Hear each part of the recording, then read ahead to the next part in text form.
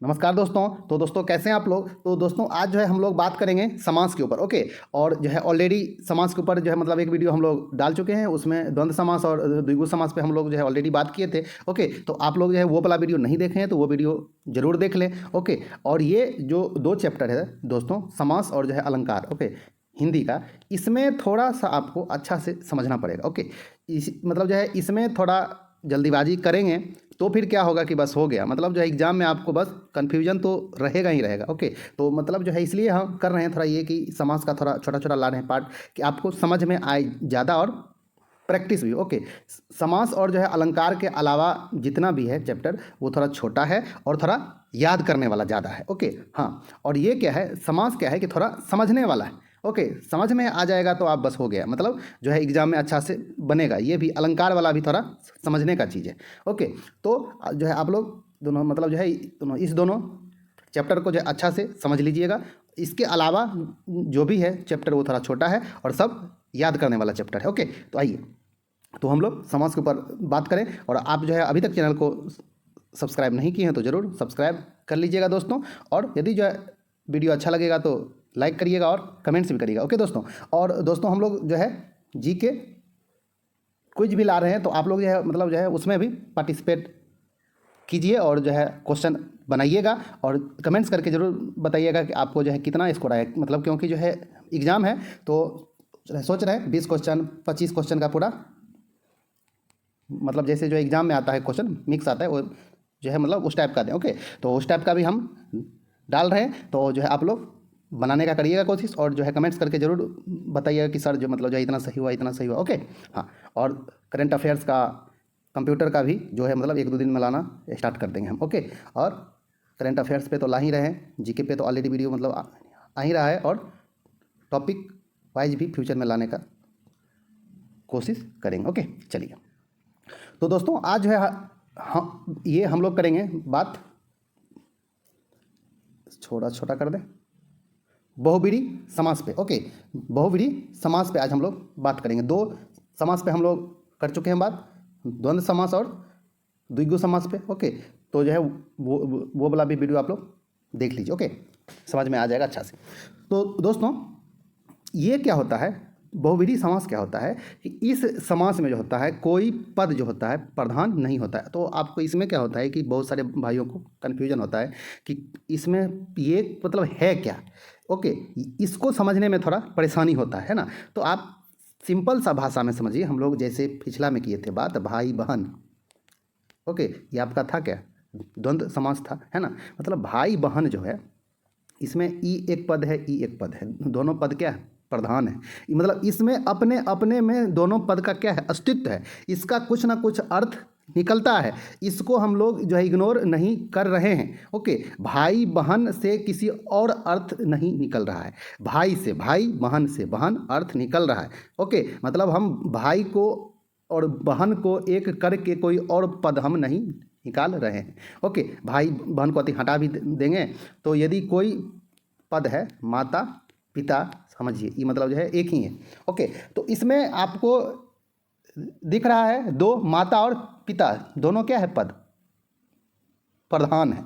इससे किसी और का अर्थ नहीं रहा है निकल, इससे इसी का अर्थ निकल रहा है कि यह माता और पिता है। ओके।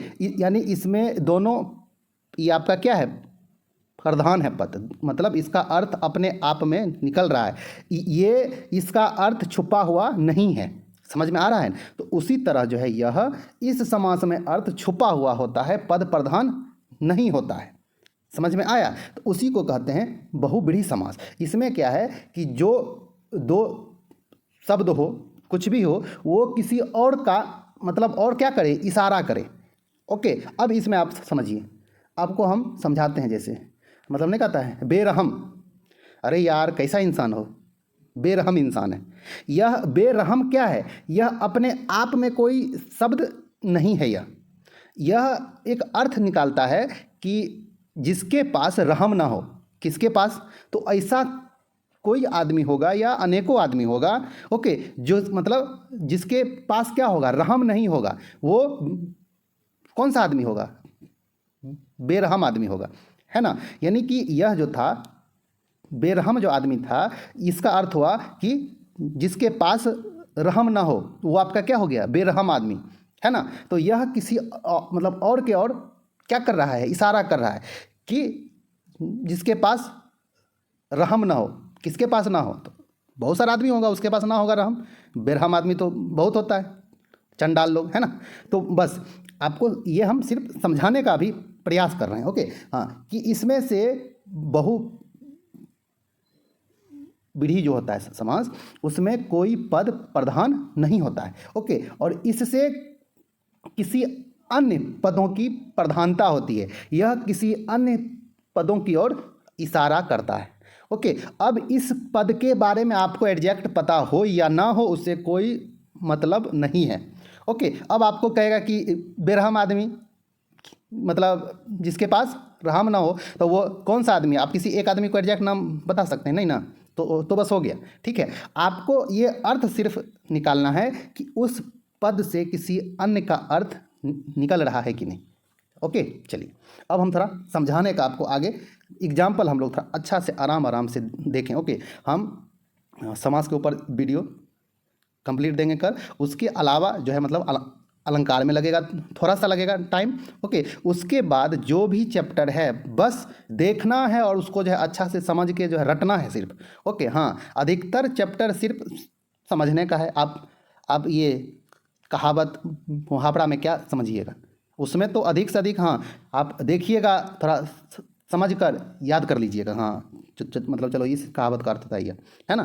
तो उसमें थोड़ा सा समझना है और अधिक से अधिक क्या करना है, रटना है। लेकिन ये सब क्या है, थोड़ा समझने का है, तो इसलिए आप आराम से समझिए, ओके। हाँ, समझ में आ जाएगा, मतलब जो है एक बार तो आपको फ्यूचर में भी काम देगा, क्योंकि KVS का भी वैकेंसी आने वाला है, ओके। यह 100% है, ओके। जब आए लेकिन अब आने वाला है, ओके, क्योंकि 4 साल जो है ऑलरेडी हो चुका है, ओके। हाँ, ये अब आने वाला है और KVS और जो है NVS का सेम ही होता है पैटर्न दोनों का, ओके। सिर्फ क्वेश्चंस की संख्या जो होती है ऊपर नीचे सिर्फ होती है, किसी में कम किसी में अधिक, ओके। तो इसलिए आप लोग जो मतलब अच्छा से करें तैयारी, जो आपको फ्यूचर में भी काम देता रहे, ओके। चलिए तो दोस्तों हम लोग जो है इस पर अब चर्चा करें थोड़ा अच्छा से, ओके। चलिए दोस्तों, ये क्या है एग्जाम्पल में, वीणा धारिणी, ओके, या फिर वीणा पानी भी कहते हैं, ओके। जो वीणा धारण करती है उसको हम लोग कहते हैं वीणा धारिणी। तो इससे एक अर्थ निकलता है, कौन, माँ सरस्वती। कोई और वीणा धारण करती हो तो उनका भी अर्थ आप निकाल लीजिए। ये नहीं होगा कि एग्जैक्ट आंसर हो गया यही, नहीं। आपको ये जो एग्जाम में आता नहीं है कि ये भला इसका अर्थ हुआ क्या, नहीं। आपको सिर्फ समझना है वीणा धारिणी मतलब इससे क्या अर्थ निकल रहा है, क्या यह किसी और इशारा करता है कि नहीं। जो वीणा धारण करती है इसका अर्थ निकल रहा है यही, जो वीणा धारण करती है। तो वीणा धारण करती है कौन, आपके दिमाग में जो मतलब स्ट्राइक करेगा, कौन, माँ सरस्वती, यदि आपको पता होगा तब, है ना। लेकिन ये आपके दिमाग में स्ट्राइक ना भी करे माँ सरस्वती, इतना आपके समझ में आना चाहिए कि इसका अर्थ आ रहा है जो वीणा धारण करती है, मतलब किसी अन्य और इशारा कर रहा है यह, है ना। चलिए अब यहाँ पे आ गया बीना और धारणी। आप कहिएगा कि बीना हो गया एक शब्द, धारणी हो गया एक शब्द, ये तो है, इसका तो अर्थ है, नहीं। बीना धारणी में कोई अपने आप में संपूर्ण नहीं है, यह दोनों मिलके किसी अन्य की ओर इशारा रहा है कर, बीना धारणी, ओके। समझ में आ रहा है, जो बीना धारण करती हो तो हम लोग जानते हैं कौन, माँ सरस्वती, ओके। चलिए अब इसी तरह हम लोग समझें आगे।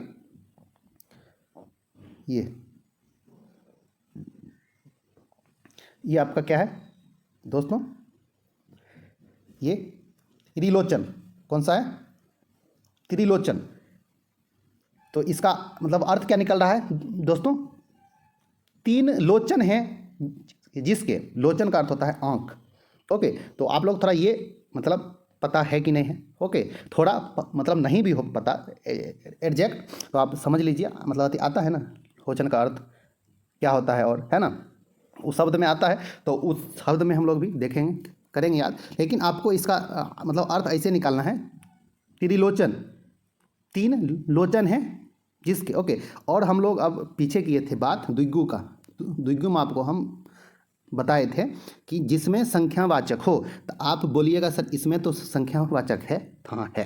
तो आपको अब ये चीज़ समझना होगा कि संख्यावाचक हो, ओके, और यदि जो है मतलब ऑप्शन में बहुव्रीहि समास भी हो तो इसको थोड़ा ये प्रेफरेंस ज़्यादा मिलता है, ओके। यदि किसी अन्य की ओर जो है मतलब इशारा करेगा तो आप बहुव्रीहि समास मारिएगा, और यदि ऑप्शन में बहुव्रीहि नहीं देगा तब तो द्विगु तो आंसर तो जाएगा, ओके। हाँ, तो आप लोग थोड़ा इसमें जो है कन्फ्यूजन को दूर कर लीजिएगा, ओके। चलिए, ये क्या हो गया, त्रिलोचन, 3 लोचन है जिसके, किसके, भगवान शिव के, ओके, समझ में आ गया। ये त्रिलोचन किसी अन्य की ओर जो है इशारा कर रहा है, त्रिलोचन, 3 लोचन हैं जिसके, लोचन का क्या हो गया, आँख, समझ में आ गया ना। भगवान शिव के 3 आँख होते हैं, ओके। एक आँख मतलब नहीं कहता है कि त्रिनेत्र खुल जाएगा तो बहुत ये हो जाएगा, विनाश हो जाएगा, है ना। हाँ, चलिए आगे देखें। चंद्रशेखर, चंद्र है जिसके शिखर पर, जिसके माथे पर क्या हो, चंद्र हो, तो वो भी आपका कौन है, भगवान शिव ही हैं। भगवान शिव को ही चंद्रशेखर भी कहा जाता है, ओके। हाँ, तो चंद्रशेखर, चंद्र हो जिसके शिखर पर, इसका मतलब जो है अर्थ निकल रहा है। अब आप बोलिएगा कि सर ये अर्थ आना पता है क्या, ये मतलब याद जो मतलब रहना या फिर समझ में आना कि इनके शिखर पर होता है चंद्र, तो नहीं, ये आपको नहीं भी रहे याद कोई दिक्कत नहीं है, लेकिन इसका अर्थ आप ये जरूर निकालें, चंद्रशेखर में मतलब चंद्र है जिसके शिखर पर, बस इतना अर्थ आप निकाल लें। यह किसी अन्य आदमी की ओर इशारा, किसी की ओर भी इशारा करता हो, किसी अन्य पदों की ओर इशारा करता हो, किसी अन्य की ओर इशारा करता हो, ये आपको भगवान शिव या फिर कोई आदमी के बारे में पता ना हो तो कोई बात नहीं है, ओके। चलिए आगे देखें। ये आपका क्या है, लंबोदर, लंबा है उदर जिसका, उदर मतलब पेट होता है ना, लंबा उदर, लंबा है उदर जिसका, तो यह किसका है, गणेश जी का, है ना। हाँ, लंबोदर, लंबा है उदर जिसका, आपको इनके बारे में पता नहीं है तो कोई बात नहीं, लंबोदर मतलब लंबा है उदर जिसका, इसका अर्थ आप ये जरूर निकालें, ओके। हाँ, चलिए आगे हम लोग थोड़ा प्रैक्टिस करके बस समझने का कोशिश करें। चलिए, ये आपका क्या है, मुरलीधर मतलब मुरली धारण करने वाले, धर, ओके, मतलब इसमें तो नहीं कुछ निकल रहा है अर्थ, धर, ओके, लेकिन इसका आप समझिएगा अर्थ, मुरलीधर, तो इसका होता है जो मुरली को धारण करते हों, ओके, या फिर मुरली धारण करने वाले, मुरली का अर्थ क्या होता है, बांसुरी, समझ में आ गया। तो ये एक मतलब अर्थ निकलता है श्री कृष्ण, आपको इनके बारे में पता नहीं है तो छोड़िए, एक आप मतलब जो है अर्थ जरूर लीजिएगा निकाल, जो मुरली धारण करते हों, समझ में आ गया। चलिए आगे हम लोग थोड़ा देखें, और नहीं तो जो है वीडियो लंबा हो जाएगा बहुत ज़्यादा, है ना। चलिए, चक्रधारी, इसी से संबंधित है ये भी, चक्रधारी, जो चक्र को धारण करते हों या फिर चक्र को धारण करने वाले, तो ये भी धारण करते हैं कौन, श्री कृष्ण, समझ में आ गया, ओके।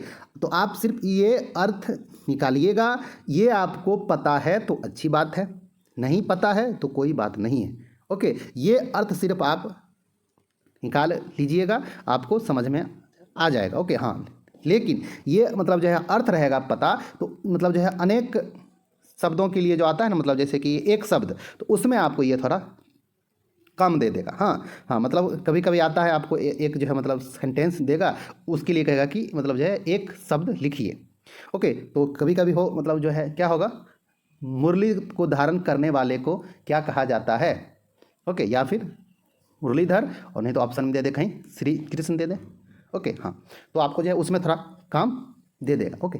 चलिए देखें आगे।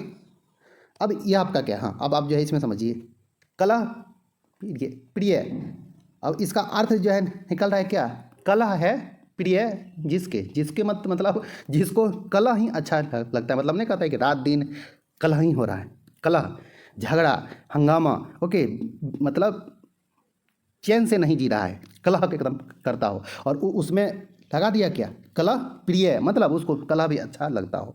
कोई ऐसा आदमी हो जिसको कलह अच्छा लगता हो, आपके आसपास पड़ोसी कलह प्रिय, है ना। तो इसमें तो आपको इसके और इशारा, कोई एग्जैक्ट आदमी का तो है नहीं आपको पता नाम, लेकिन यह किसी अन्य की ओर इशारा कर ही रहा है। कलह प्रिय, जिसको कलह प्रिय हो, ओके, जिसको कलह अच्छा लगता हो, कोई ना कोई तो होगा ही होगा, है ना। चलिए, यह किसी, मतलब कहने का अर्थ हो गया किसी अन्य की ओर इशारा कर रहा है, ओके, तो यह बहुब्रीहि समास हो गया।